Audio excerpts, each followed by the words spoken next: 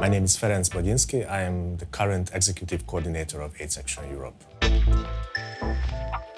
My very first contact with AIDS Action Europe was in 2008. Back then, I was working for the Hungarian Civil Liberties Union, a human rights NGO, which is also a member of AIDS Action Europe. And they made a call for policy dialogue workshop. It was October 2008. And I applied and I attended the workshop where we were given capacity building and training exercises around how to do policy work at the national and also at the European level. Very soon after that, there was a call for becoming a steering committee member of AIDS Action Europe. And based on the first experiences, I decided to apply and I was accepted. So it was 6 long years on the steering committee of AIDS Action Europe. I was also there when the host organization changed from SOA AIDS Netherlands to Deutsche AIDS-Hilfe. And then after a short pause, I joined the team in Berlin, the new team, as project manager in 2015. And since 2021, I am the executive coordinator of the network. There are several important milestones in the history of AIDS Action Europe. I think one was the enlargement to the Ky region. It was done through different projects that provided funding and project opportunities for Eastern European and Central Asian organizations. I'm super proud of the European HIV Legal Forum because we started it back in 2012 as a pilot project without any funding. And it's still going on and it's growing. It actually now became the European HIV Legal Forum network with 20 plus organizations doing legal and policy review and against indicators and basically working as a focal point at the national level. I think that's a great project that we are still doing. A very important thing that I'm proud of, and it's a very recent development. And although AIDS Action Europe has been part of many EU projects, joint actions, since the beginning of 2023, we are coordinating a big action grant with 20-something organizations from EU countries. It's called CORE, Community Response to End Inequalities.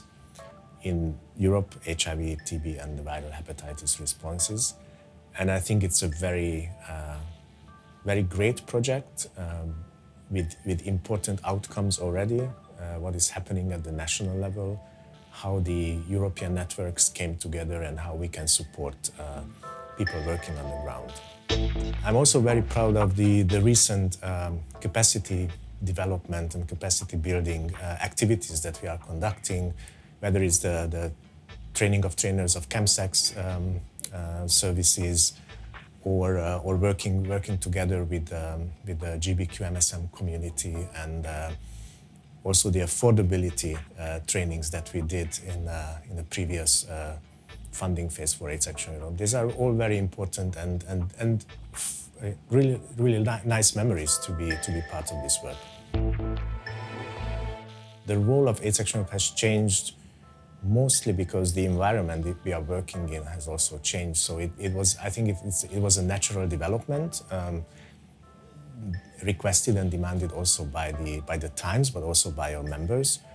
When AIDS Action Europe was established, and the first, I would say, 10 years, it was the Times in the European HIV response based on the Dublin Declaration that was signed by all the ministers of the WHO region, which would be something impossible to reach at the current time. It's even difficult to reach consensus among the EU member states.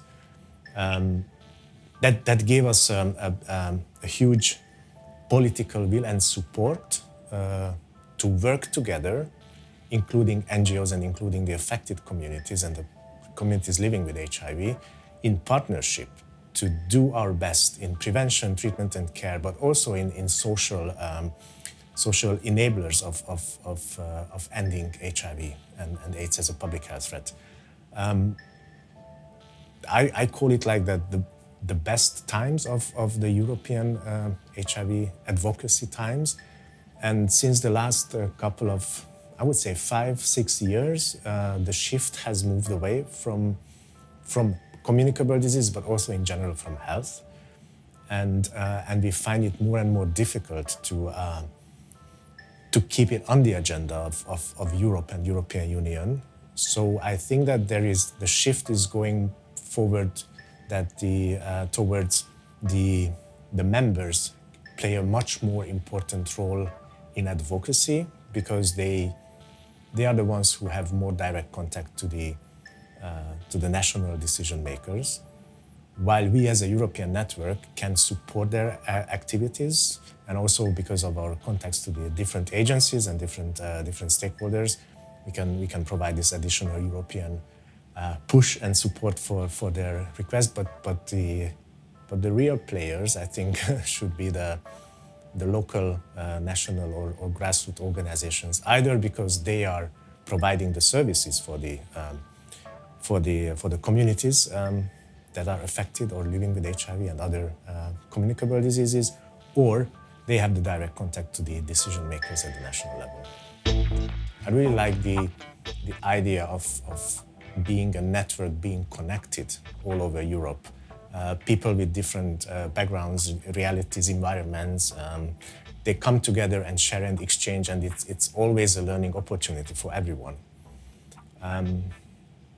The biggest challenge, I think, is the lack of attention to issues that are dear to us, and it's not only HIV.